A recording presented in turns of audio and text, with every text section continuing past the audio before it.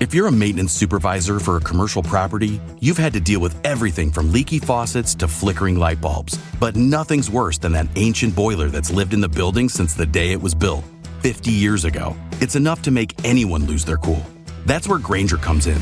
With industrial-grade products and dependable fast delivery, Grainger can help with any challenge, from worn-out components to everyday necessities. Call, click Grainger.com, or just stop by. Grainger, for the ones who get it done. Bienvenidos. Estamos en Planeta Caracol. Compromiso de vida. Y seguimos adelante, avanzamos en los fines de semana en Planeta Caracol, en Caracol Radio, porque por supuesto estamos comprometidos con todas las iniciativas que están relacionadas justamente con devolverle aquello que por la mano humana le hemos quitado al medio ambiente, a la naturaleza, y por supuesto que hay muchos colombianos que están al tanto de lo que ocurre con una iniciativa maravillosa, y es la restauración forestal en el proyecto Hidro Ituango. Pues para ello saludamos esta mañana a Laura Chaverra, ingeniera Laura Chaverra, líder de restauración ecológica del proyecto Hidro Ituango. Bienvenida aquí a Caracol Radio, a Planeta Caracol. Muy buenos días, Fidel. Muchas gracias por la invitación y buenos días a todos los oyentes del programa. Pues Laura, ¿no? Inicialmente, bienvenida, gracias por compartir estos minutos con los oyentes, porque sí es amplia y es importante la inquietud en torno a este plan, a esta iniciativa. 17,000 hectáreas de bosque seco afectado en la zona por la ganadería extensiva allí, y el bosque húmedo tropical también, que viene siendo objeto de afectación. Uno habla de deforestación y siempre piensa en la Amazonía o en otras regiones de Colombia, pero tanto el bosque húmedo como el bosque seco están gravemente afectados. Inicialmente, Laura, cuéntanos cómo se orquestó, de qué manera se estructuró este plan de reforestación en esta región del país. Claro que sí, Fidel. Pues mira que, como tú lo mencionaste, nosotros pues tenemos unas áreas, tú mencionaste 17,000 hectáreas. Todas estas áreas que vamos o que están ubicadas en las áreas de compensación nacen principalmente por las obligaciones que tiene el proyecto hidroeléctrico Ituango, por esas afectaciones causadas durante la construcción del proyecto, ¿cierto? Entonces, todas las afectaciones que hicimos por la construcción de las vías, por la construcción de las obras principales, de los sitios de disposición de servicios, tantas obras que tenemos en el proyecto, que claramente, y obviamente pues por la zona pues del embalse, la ocupación del embalse, pues que todo esto genera una afectación sobre los sistemas bióticos, toda la fauna y la flora que allí se encuentran. Entonces, a partir de esta afectación, se presenta a las autoridades un plan de compensación con unos factores de compensación que finalmente me dan un área total a compensar. En este caso, esa obligación como tal son 17,500 hectáreas aproximadamente.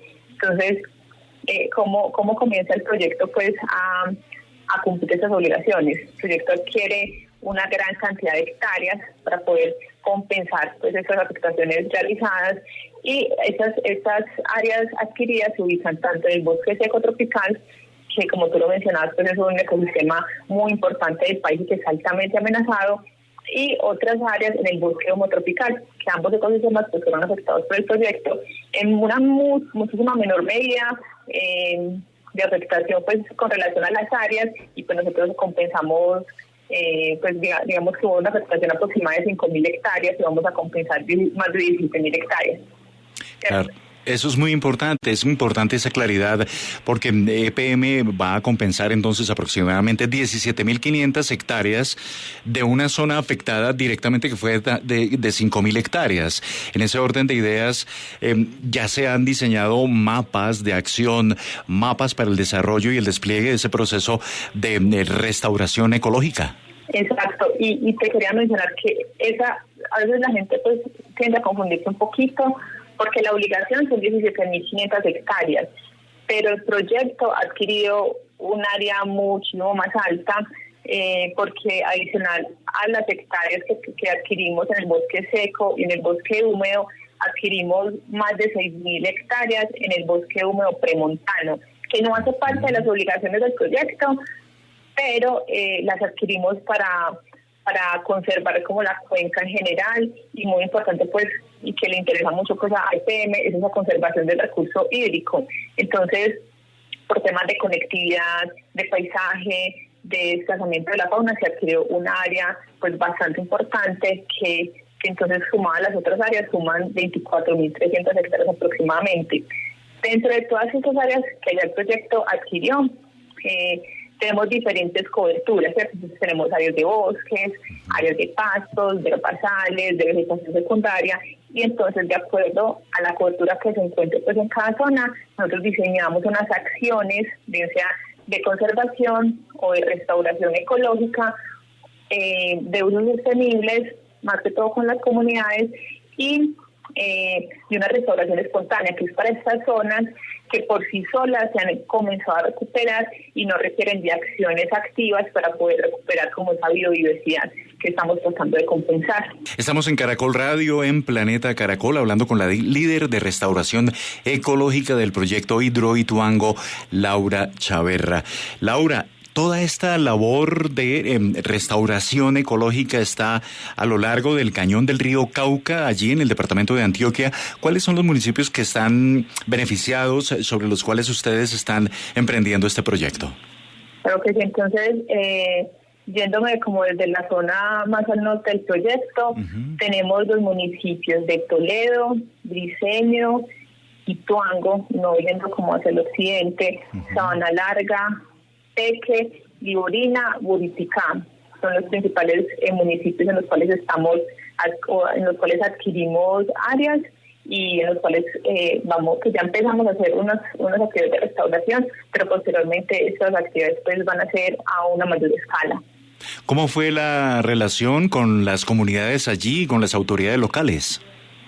Pues mira que en estas zonas, pues inicialmente no había pues como muchas comunidades asentadas. Okay. Entonces las que se identificaron en las zonas adquiridas, pues digamos que fueron compensadas, se reubicaron en otras zonas, porque la idea es que en estas áreas de compensación no haya presencia pues de esas actividades que las comunidades desarrollan como ganadería, cultivos, sino que sean netamente para conservación. Entonces las comunidades que estaban en esas zonas, que fueron ya pues reubicadas en otras áreas, obviamente se incluyen dentro de todas las actividades pues que está realizando el proyecto, y en el caso de la restauración pues se incluye a esas comunidades dentro de las labores de restauración que estamos ejecutando.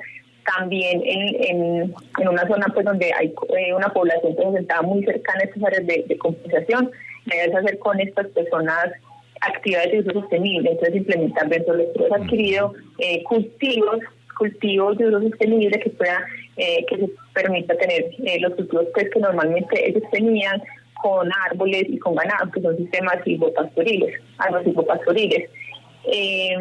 y con las autoridades, pues digamos que pues todo eso se enmarca dentro de las obligaciones que tenemos. Cada obra, cada modificación que se vaya a hacer, pues las autoridades pues se les solicitan los permisos que se requieran y ya pues ellos digamos que los otorgan, y siempre tenemos una comunicación constante con las autoridades ambientales pues que tienen jurisdicción en las áreas del proyecto. Muy bien. Laura, tengo entendido que ya comenzaron en los municipios de Toledo y Liborina estas actividades de restauración. Exacto, nosotros desde el año 2018 comenzamos con la Universidad Nacional de Colombia, sede Medellín, a implementar unos pilotos de restauración ecológica que, como tú lo dices, se ubicaron en el bosque húmedo, en el municipio de Toledo, y en el bosque seco, en el municipio de Liborina.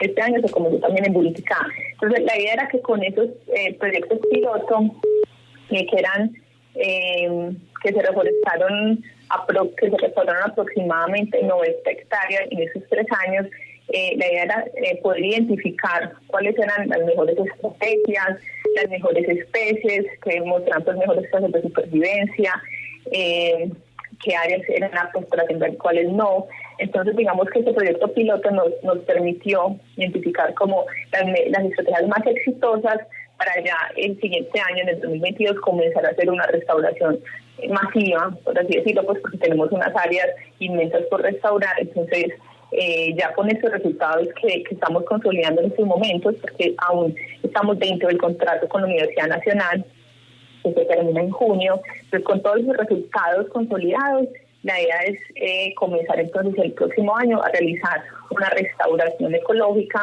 con especies nativas en las áreas adquiridas por el proyecto para realizar la compensación. Claro, interesante el trabajo mancomunado con la Universidad Nacional de Colombia, sede de Antioquia. ¿De qué manera se ha llevado a cabo? ¿Cómo ha sido el aporte de información, el procedimiento de acciones en el terreno?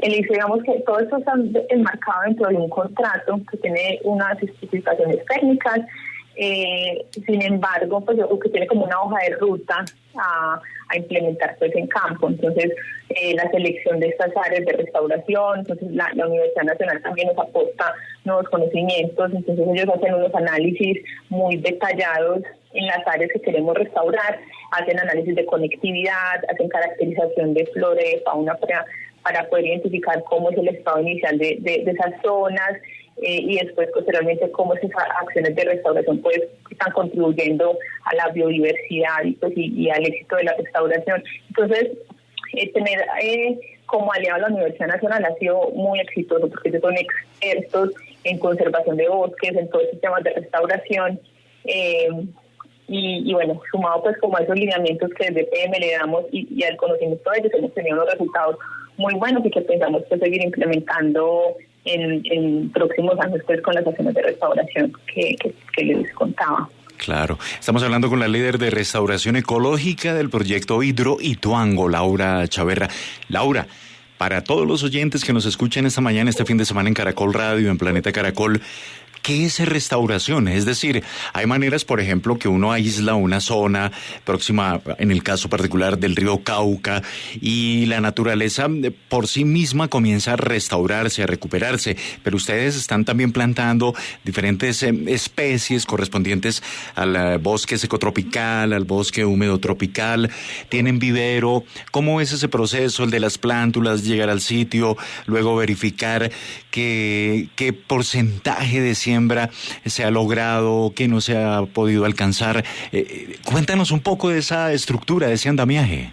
Primero comenzar, inicialmente pues las personas o inicialmente usábamos mucho el término reforestación, y reforestación se refiere como a una actividad desconociendo mucho la biodiversidad de un ecosistema de referencia exacto, un ecosistema natural en esa zona. Entonces, simplemente yo he llegado y plantaba una especie que muchas veces era exótica a gran escala, y esto era reforestar, plantar una especie en sí, pero la restauración ecológica que estamos implementando lo que nos permite es a futuro poder alcanzar esos ecosistemas naturales que alguna vez existieron en esas zonas y que se han perdido por diferentes actividades, porque justamente las áreas que adquirimos a lo largo del cañón del río Cauca han sido muy afectadas por ganadería, por otras actividades. Entonces, en estos momentos tenemos áreas que están muy afectadas, tenemos suelos muy degradados. Entonces, esas acciones de restauración lo que nos permite es, a partir de identificar cuál era ese ecosistema natural, poder tratar de llegar hasta ese punto, entonces, incluyendo la siembra de especies nativas y diferentes pues de árboles, de arbustos que me permitan poder alcanzar pues ese ecosistema de referencia o ecosistema natural inicial.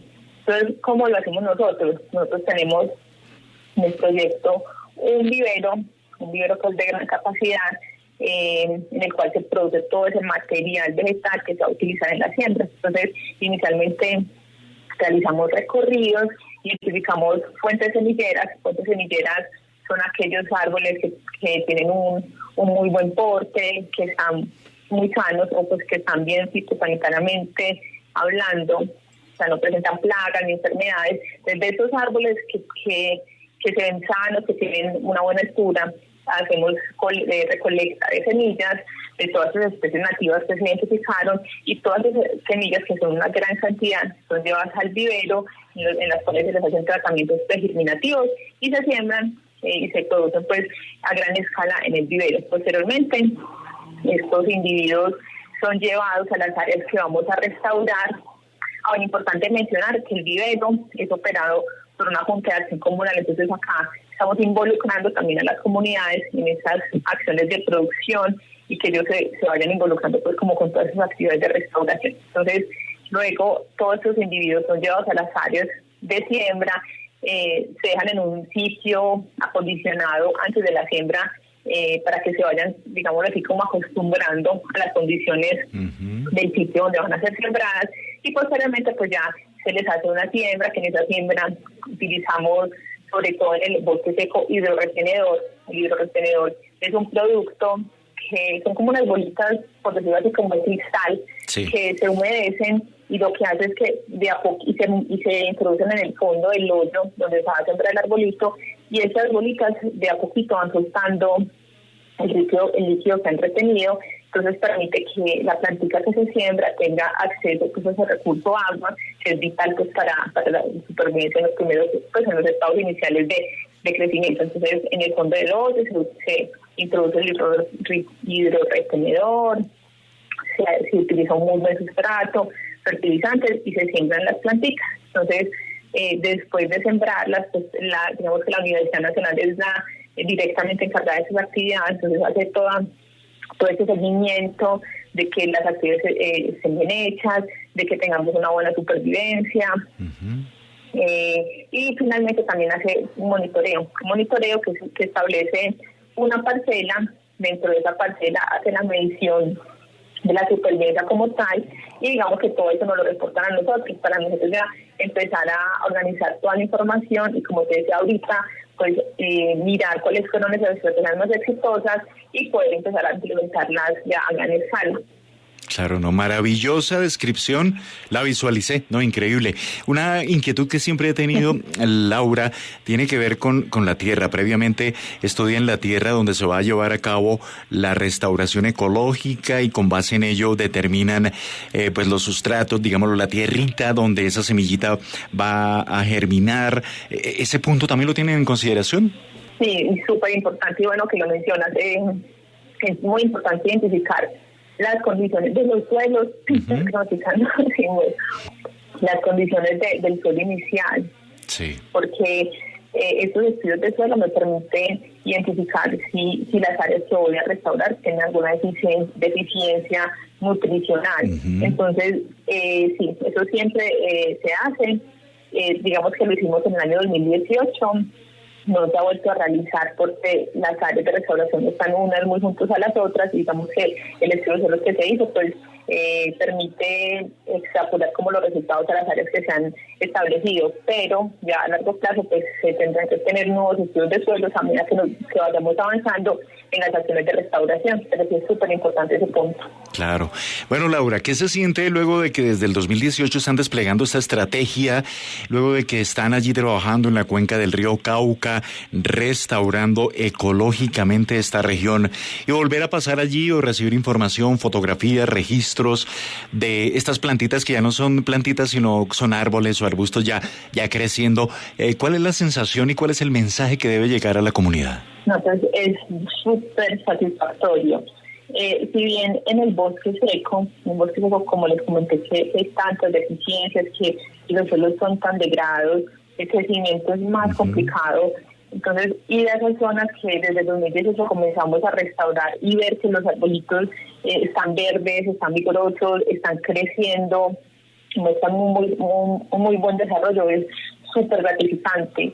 Porque digamos que en el bosque húmedo obviamente sí es muy bonito ver cómo todas esas zonas de restauración van avanzando, pero el bosque seco es el reto más grande y es el área más grande que tenemos a restaurar en las áreas de actividad de compensación. Entonces ver que sí es posible restaurar el bosque seco, que es lento, es un proceso lento, pero que es posible, es muy satisfactorio.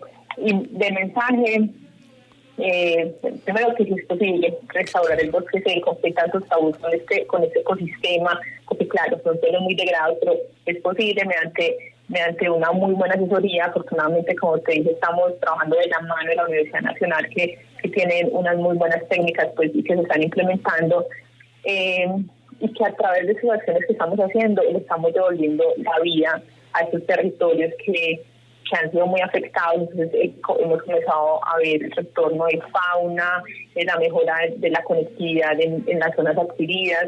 Entonces sí es posible restaurar el bosque, y comenzar a retornar la vida a estos lugares. Increíble. Y hay que notar, solo el 8% del bosque seco tropical queda aún en pie en Colombia. Y lo que vienen desplegando EPM en compañía de la Universidad Nacional. Y tú, Laura Chaverra, líder de restauración ecológica del proyecto Hidro Ituango. Más de 24.300 hectáreas de zonas de compensación, zonas de recuperación ecológica que ya están recibiendo justamente esa segunda oportunidad. Laura, qué chévere conversar contigo en Caracol Radio. Queríamos destacar justamente lo que vienen desplegando allí, aguas abajo de Hidro Ituango, actuando en esta cantidad de municipios de Buriticá, Borinas, Sabana Larga, Peque, Ituango, Toledo y Briceño, si no me falla la memoria, si me falta uno me corriges, porque es una labor increíble lo que están desplegando allí, con unos ecosistemas golpeados y sensibles, el bosque seco tropical y el bosque húmedo tropical. Bueno, Laura, muy amable, muchas gracias por compartir estos minutos con los oyentes de Caracol Radio, de Planeta Caracol, de contarnos y con tus palabras describirnos cómo sí es posible recuperar estos ecosistemas. Bien, no, muchas gracias a ti y a todos los oyentes que están conectados. Y bueno, no, EPM seguirá realizando sus actividades y esperamos que más adelante que las comunidades empiecen a conocer estos lugares, se den cuenta de esas acciones que estamos realizando y disfruten esos paisajes que son hermosos, pero sí requieren pues una manito para poder restaurarlos.